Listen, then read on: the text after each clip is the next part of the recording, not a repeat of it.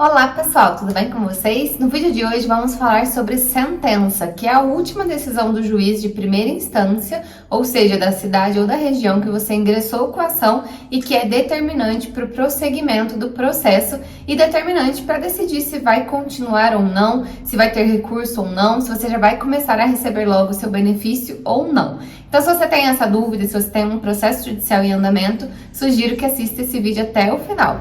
Mas antes do conteúdo, eu peço que você se inscreva no canal, curta esse vídeo e compartilhe com seus amigos para que todo mundo fique por dentro de tudo que acontece na Previdência e para que eu saiba que vocês estão gostando dos vídeos. Eu lembro vocês dos cursos, dos links e dos nossos contatos estão aqui na descrição do vídeo. E para quem ainda não me conhece, meu nome é Gabriela Lopes, eu sou advogada, sou especialista em direito previdenciário e estou aqui hoje para te ajudar a resolver os seus problemas com o INSS.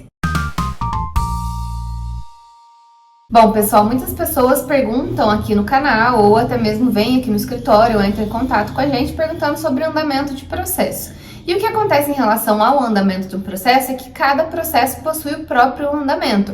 Alguns processos exigem audiência, outros exigem perícia e outros simplesmente entra com a ação, tem a defesa do INSS, apresenta impugnação e o juiz já pode decidir, que são as coisas que exigem apenas questões de discussão de direito, não discussão de fato, ou seja, não precisa produzir nenhum tipo de prova, a não ser do que já consta ali nos documentos, o que já consta desde a petição inicial. Então, geralmente um processo ele possui no mínimo um pedido inicial, que é a petição inicial, a defesa do INSS, que é a contestação, a impugnação, ou seja, sua oportunidade de falar sobre a defesa do INSS, e depois tem a sentença de mérito, e é sobre essa sentença que a gente vai falar no vídeo de hoje. Em alguns casos, antes da sentença, é necessário ter perícia técnica, perícia médica, perícia no local de trabalho, perícia social, ou até mesmo com cálculos da contadoria, quando se está discutindo uma revisão, melhor benefício, às vezes vai para a contadoria antes do juiz proferir a decisão final. Outros casos se exige audiência, enfim, cada caso é um caso.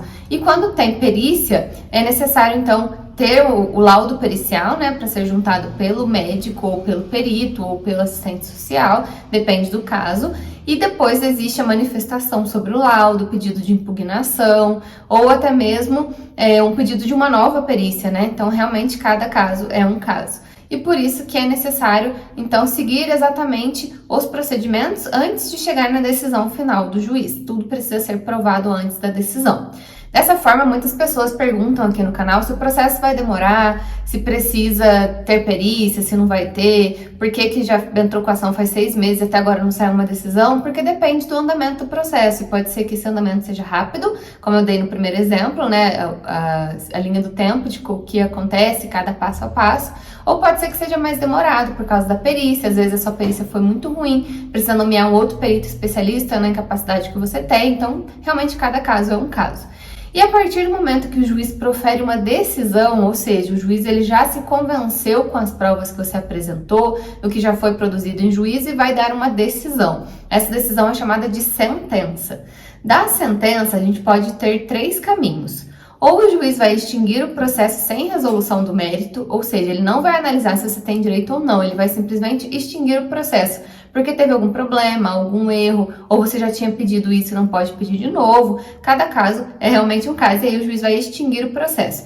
Pode ser que você possa entrar com uma nova ação ou pode ser que você não possa mais pedir aquela mesma situação.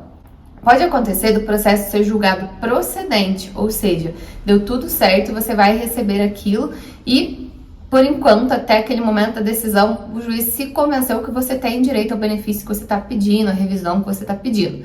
E pode ser que seja julgado improcedente, ou seja, que você não tem direito ao que você está pedindo. E ainda existe um quarto momento que é um meio termo entre a procedência e a improcedência, ou seja, quando o juiz decide que você tem direito a algumas coisas e não tem direito a outras. Um exemplo, você pediu atividade especial em 5 empresas e o juiz reconheceu que só em 4 você tem direito e ficou uma para trás.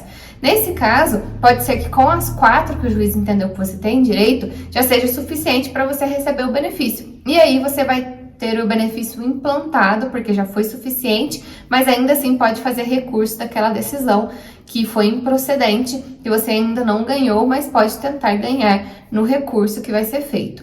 Pode acontecer, então, de ser parcialmente procedente. Pode ser, então, totalmente procedente, totalmente improcedente ou um meio do caminho ali, que seria procedente em parte, parcialmente procedente.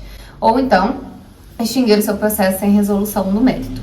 Nos casos em que é procedente totalmente, você não vai entrar com recurso, porque, né, já ganhou tudo que você pediu. Pode ser que, apesar de ser totalmente procedente, o juiz esqueceu de falar sobre alguma coisa importante, como, por exemplo, honorários, como, por exemplo, juros e multa, soma das contribuições, ficou alguma coisa faltando. Aí é necessário fazer embargos de declaração e tem 5 dias após a decisão para fazer os embargos de declaração. Ou então, pode acontecer de você ter totalmente procedência, você não recorrer, mas o INSS apresentar recurso. Se o INSS apresenta esse recurso, pode ser que nessa outra decisão que vai para a turma recursal ou para o tribunal, ou os desembargadores, né, o conjunto de juízes que vão julgar, entendam que você não tem direito a mais nada. Ou então possam entender que você tem direito a manter aquela decisão de primeiro grau, porque você já tinha realmente direito e o juiz havia decidido certo. Então, cada caso realmente é um caso. Pode acontecer de você ganhar ali na sentença e depois ter a decisão reformada no tribunal. Pode acontecer de você ganhar aqui e ter a decisão mantida no tribunal, ou seja, você ganhou aqui e ganhou lá. Ou então, no primeiro exemplo, ganhou aqui, mas perdeu lá. Aí pode ter um outro recurso em alguns casos. Ou então pode acontecer de você ter perdido a ação aqui, feito o recurso e ganhar a ação no tribunal ou na turma recursal. Dessa forma, se você ganhou a ação aqui em primeiro grau na sentença, pode existir a possibilidade de tutela antecipada. E aí você começa a receber o benefício mesmo que tenha recurso e acaso essa tutela antecipada seja negada lá em segunda instância, pode acontecer de ser pedido para você devolver tudo que você recebeu. Então tem que ter cuidado para pedir tutela. Uma outra questão seria caso o seu benefício tramite pelo juizado especial, ou seja, quando o valor da causa dá menos que 60 salários mínimos, aí pode acontecer de ser necessário implantar o benefício não pela tutela, mas pela previsão legal de que os recursos denominados não possuem efeito suspensivo, então somente devolutivo. E aí é implantado o benefício mesmo sem a tutela antecipada. E uma outra questão é caso você tenha perdido a ação, aí você não teria direito de receber nem por tutela nem por nada, e essa decisão é reformada no tribunal, você vai receber só lá na frente, depois da nova decisão a seu favor. Em resumo, pessoal, quando tem uma decisão, pode ser totalmente procedente, totalmente improcedente, um meio termo entre as duas, que você ganhou alguma coisa ou perdeu alguma coisa, e ainda pode ser uma sentença extinta sem resolução do mérito, né? Então o juiz nem analisou o que você pediu porque teve um erro muito grave ali na petição inicial ou no andamento do processo. São essas 4 opções.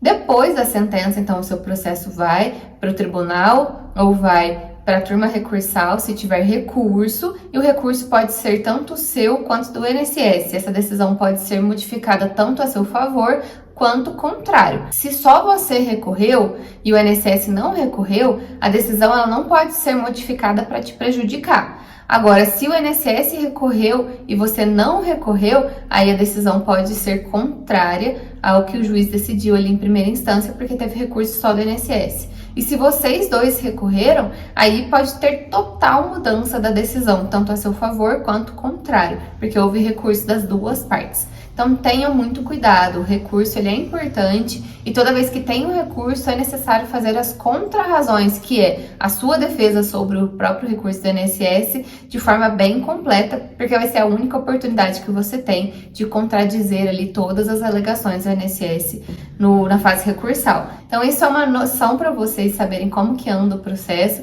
e se o processo tiver recurso, vai demorar um pouquinho mais para vir os atrasados. Se não tiver recurso, já vai ser implantado o benefício, os atrasados vão passar pela fase de liquidação, pela contadoria para confirmar os cálculos, e aí sim você começa a receber ou por RPV ou por precatório. Fica de olho que tem tudo isso explicadinho no canal sobre RPV, precatório, atrasados, tem tudo aqui no canal, você não fica sem nenhuma informação, tá bom? Vejo vocês então no próximo vídeo, até mais!